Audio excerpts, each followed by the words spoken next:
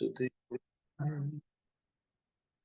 Om Namo Bhagavate Vasudevaya.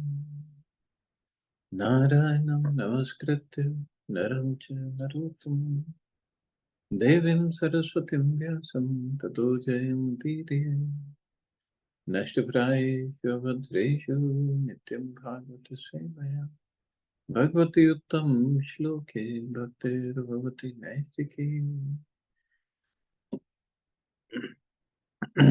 Continuing with the discussion on Srila Prabhupada Lilamrita by Srila Goswami, Volume 3, Only He Could Lead Them, San Francisco, India, 1967, Chapter 24, New Jagannath Puri. So Prabhupada had installed Lord Jagannath in the temple and then led his kirtan class, and he was in ecstasy. So another day, on the invitation of his disciples, Srila Prabhupada agreed to hold a kirtan on the beach. On a Tuesday night, with no kirtan or lecture scheduled in the temple, he got into the back seat of one of devotees' cars. About a dozen initiated followers and a couple of dogs got into other cars, and together they traveled to the beach. When they arrived, some devotees went running across the beach, gathering driftwood and building a fire in the shelter of a sand dune. The late afternoon air was cool and there was seaside wind.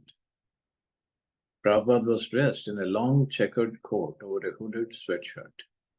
During the kirtan, he clapped and danced while the devotees joined hands, forming a circle around him.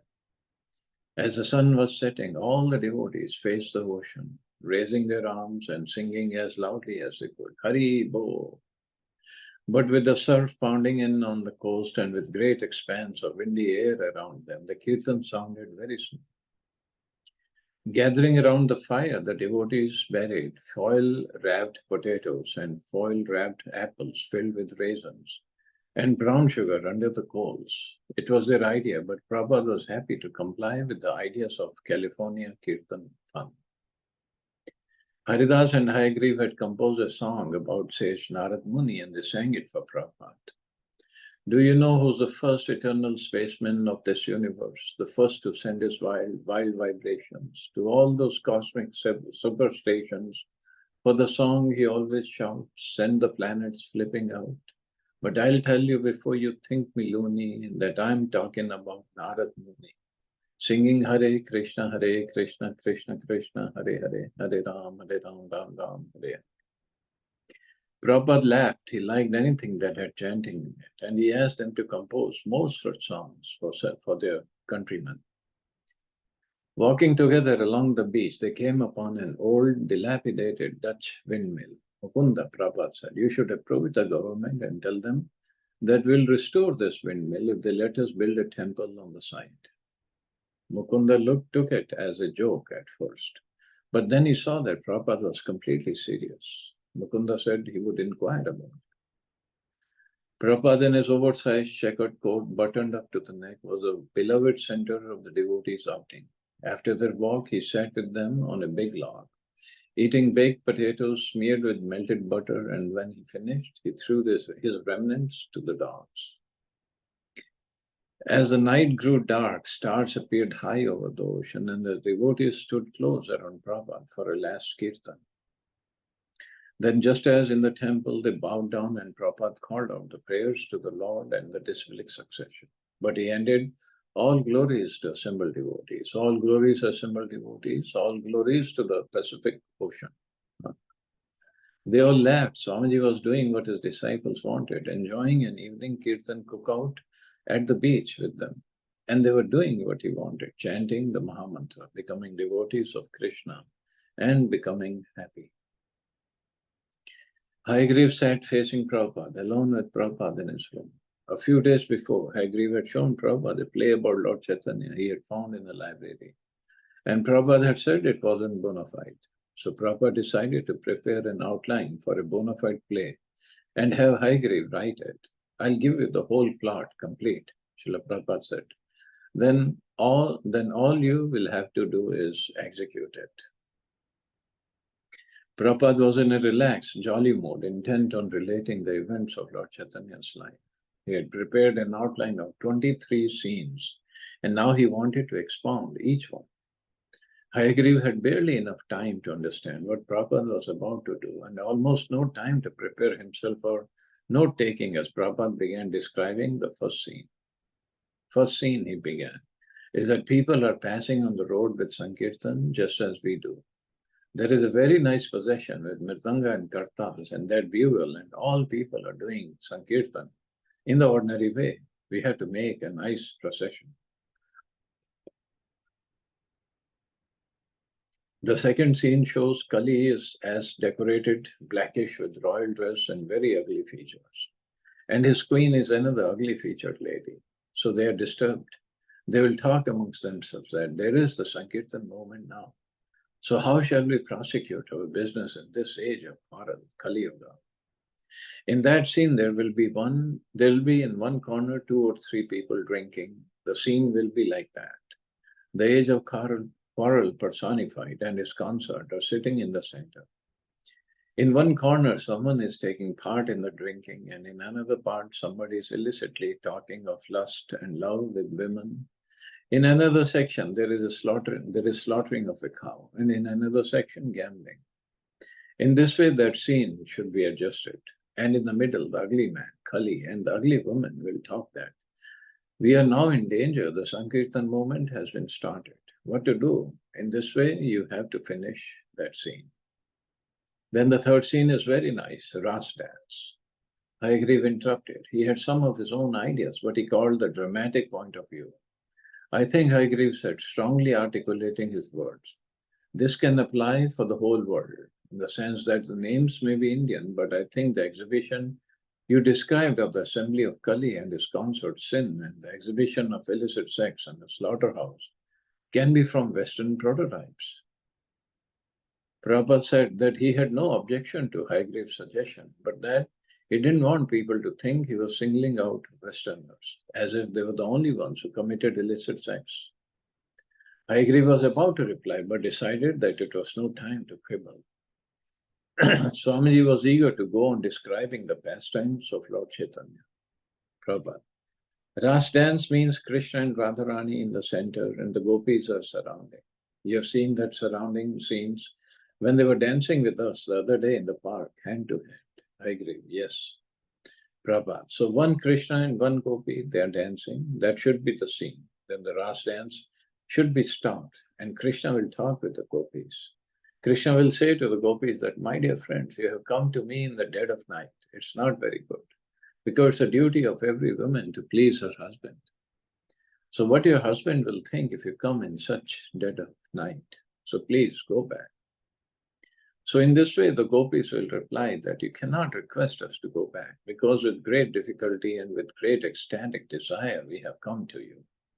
And it is not your duty to ask us to go back. In this way, you arrange some talking that Krishna is asking them to go back, but they are insisting, no, let us continue our Ras dance. Then when the Rasa dance is finished, the gopis will go and then Krishna will say, these gopis are my heart and soul. They are so sincere devotees. They don't care for family encumbrances or any bad name. They come to me. So how shall I repay them? He was thinking, how shall I repay their ecstatic love? So he thought that I cannot repay them unless and until I take up their situation to understand me. But I myself cannot understand me. I had to take the position of the gopis, how they are loving me. So with that consideration, he took the form of Lord Chaitanya. Therefore, Krishna is blackish and Lord Chaitanya is the color of the gopis. The whole life of Lord Chaitanya is a representation of the gopis' love towards Krishna. That should be painted in the picture of this. Do we have anything to ask? I agree. This is his determination to incarnate as Lord Chaitanya. Prabhupada, Lord Chaitanya, yes, I agree. In order to appreciate Krishna in the form of a gopi, just like I have got dealings with you, so you have got your individuality and I have got my individuality. But if I want to study how you are so much obedient and loving to me, then I have to go to your position. It is very natural psychology. You have to paint it that way. Prabhupada described and explained one story after another, most of them new to Haigreve. Haigreve could not properly spell or even pronounce the names. He didn't know who Lord Chaitanya's mother was, or whether Nityananda was a devotee. And when Prabhupada told the story of Kshir Chora Gopinath, the deity who stole condensed milk for his devotee, Haigreve got confused and thought Prabhupada had said that Lord Chaitanya had stolen the condensed milk. Prabhupada, no, oh, you did not hear? Chaitanya, after seeing the deity, he was sitting and seeing, and meantime Nityananda Prabhu narrated the story, how the deity's name became Kshir Chora Gopinath. You do not follow me? Haigreve Grove. Nityananda, Prabhupada. Nityananda was going with Lord Chaitanya. Haigreve. Nityananda was narrating this to Lord Chaitanya. Prabhupada. Yes, the deity was known as Kshir Chora Gopinath. The story, Prabhupada repeated for the third time, was narrated that formerly he stole one part of condensed milk for his devotee. I agree. Now, what direct relationship does this have to Lord Chaitanya? Prabhupada, Lord Chaitanya visited this temple. Anyone in those days going to Jagannath Puri from Bengal had to pass that way. And on the way, the Kshir Chora Gopinath temple is there. So everyone used to visit. Formerly, Madhavendra Puri also visited, and for him the deity stole the condensed milk. From that time, the deity is known as Kshir Chora Gopinath. That story was narrated to Chaitanya Mahaprabhu. So while sitting before the deity, the story was narrated, and Chaitanya Mahaprabhu relished that God is so kind that sometimes he steals for his devotee. This is the significance. So here the scene should be arranged that it is a very nice temple. The deity is within. Lord Chaitanya has entered while chanting Hare Krishna. And then he saw the worship, Arati. These things are to be shown in this scene. And a little story about it. That's all. When Prabhupada told of Lord Chaitanya's visit to Sakshi Gopal temple, Haigreve again got lost. Do you follow? Srila Prabhupada says, no. Haigreve chuckled, no. Eventually, Haigreve stopped asking questions and interrupting. Although he had very little knowledge of the identity or meaning of the characters, as soon as he had heard a little about them, he had been trying to adjust and rearrange their activities from the dramatic point of view. Prabhupada had raised no objections to Haigreve's inquiries. In fact, Prabhupada had invited them so that Haigreve could understand how to present the play. Haigreve, however, decided to first try to hear what Prabhupada was saying. By the end of the first hour of their talk, Prabhupada had narrated many scenes from the first half of Lord Chaitanya's life. His teasing the Brahmins by the Ganga at the age of 5, his civil disobedience movement against the Mohammedan magistrate, his accepting the renounce order at age 24, his last meeting with his beloved mother, his traveling to Puri and touring South India, his meeting and instructing disciples like Sarvabhauma, Ramananda Rai, Guru Goswami, and Sanatana Goswami. Finally, Prabhupada's morning schedule permitted him to go no further. It was time for him to bathe and take lunch. The next day, they would meet again. At the next session, Haigreve listened more carefully, and the transcendental scenes came quickly, one after another. As Prabhupada described each scene, speaking the words and thoughts of Lord Chaitanya and his associates, Prabhupada seemed to be seeing the scenes enacted before him. Especially became moved when he spoke of Lord Chaitanya and Haridas Thakur. The life of Haridas Thakur, Prabhupada said, is that he was born in a Mohammedan family.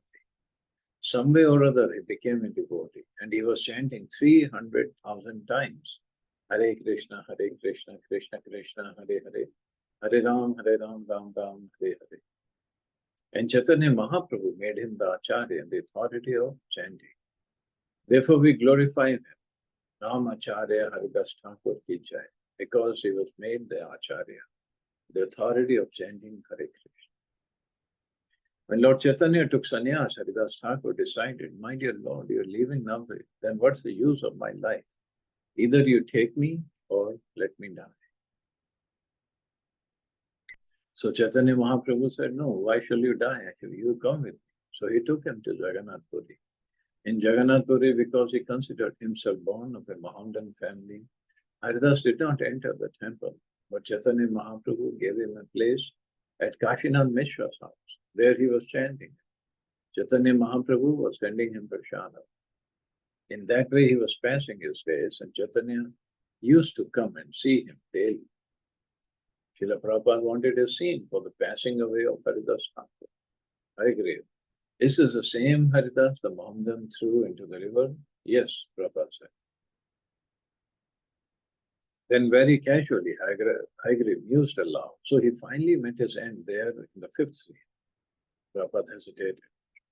Here again, Hagrid revealed his lack of transcendental knowledge, talking as though Haridas's passing away was the same as an ordinary man's meeting his end. All right, Hagrid cued him. What is this particular incident, Prabhupada? The particular incident is very significant. Sri Chaitanya Mahaprabhu was a Brahmin and he was a sannyasi. According to social custom, he shouldn't even touch him. But this Haridas Thakur was a Mohammedan, and yet at his death he took the body himself and danced. And he put him in the graveyard and distributed prasada. Because Haridas was a Mohammedan, he did not enter the temple of Jagannath Puri because the Hindus were very strict. Haridas was a devotee, but he thought, why should I create some role? So Chaitanya Mahaprabhu appreciated Haridas's humble behavior. Although he had become a devotee, he was not forcibly going to the temple. But when Chaitanya Mahaprabhu himself was daily coming and seeing him, while going to take bath in the sea, he will first of all say Haridas. Haridas, what are you doing? Haridas will offer his respect and he will sit and talk for some time. Then Chaitanya Mahaprabhu will go and take his bath. In this way, one day when he came, he saw Haridas not feeling well. Haridas, how's your health? Yes, sir, it's not very. After all, it's the body. Then the third day, he saw that Haridas is going to leave his body today. So Chaitanya Mahaprabhu asked him, Haridas, what do you desire? Both of them couldn't understand. Haridas said that, this is my last stage. If you kindly stand before me. Srila Prabhupada became caught in the intense spiritual emotions of the scene, as if it were happening before him. He closed his eyes and he stopped talking. Then he began again slowly, haltingly. So Chaitanya Mahaprabhu stood before him and he left his body. Prabhupada sighed and became silent. Hagrid sat staring at the floor. When he glanced up, he saw that Swamiji was crying. Prabhupada quickly summed up a few last scenes and ended his outline. Now you write, he told Hagrid, and I shall make some addition or alteration. This is the synopsis and framework. Now you can proceed. Hagrid left the room. The material was lengthy, and whether he would ever write the play was doubtful. But he was thankful to have received the special discourse. Yeah, obviously being so close to Prabhupada and discussing Haridas Thakur's leaving the body, and Prabhupada becoming emotional, getting into ecstasy. And so wonderful, he just witnessed it.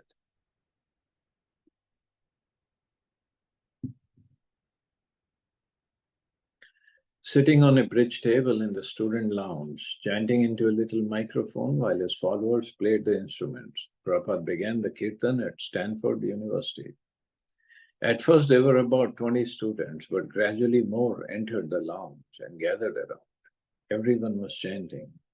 Then suddenly the lounge became transformed as more than 200 Stanford students, most of them completely new to the Hare Krishna mantra, danced and chanted with as much enthusiasm as a most uninhibited Haight-Ashbury crowd.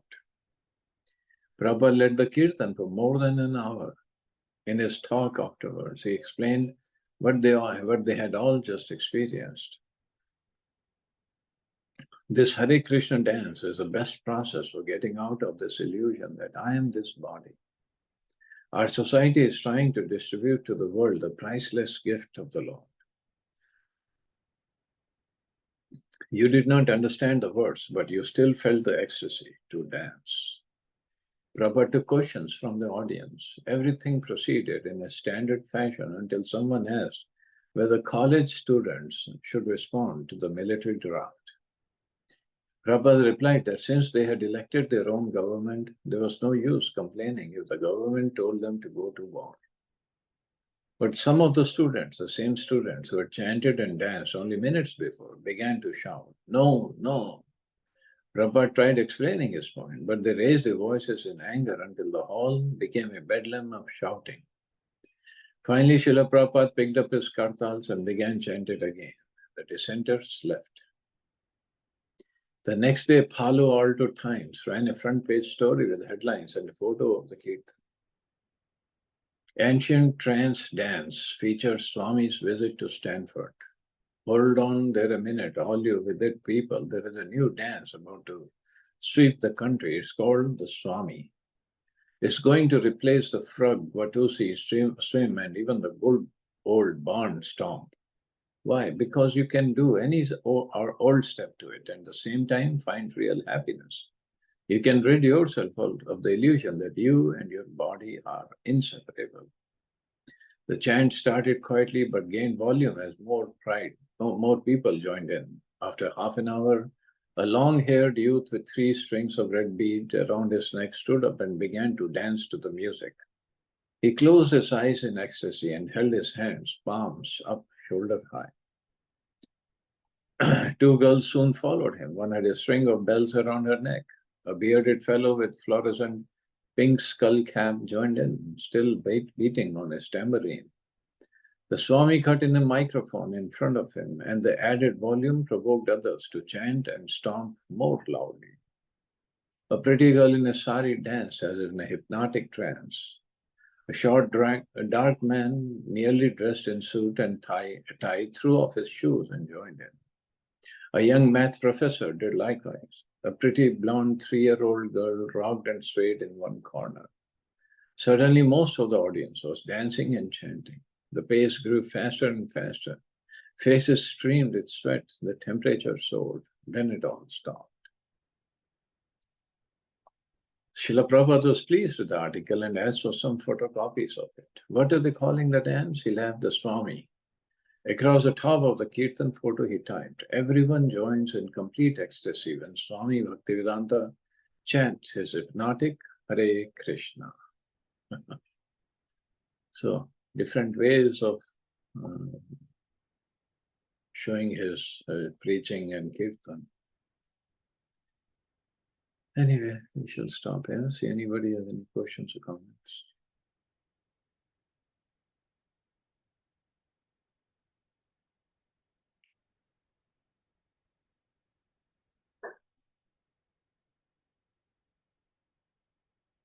Okay, you all have safe and wonderful day. Hare Krishna. Jai Srila.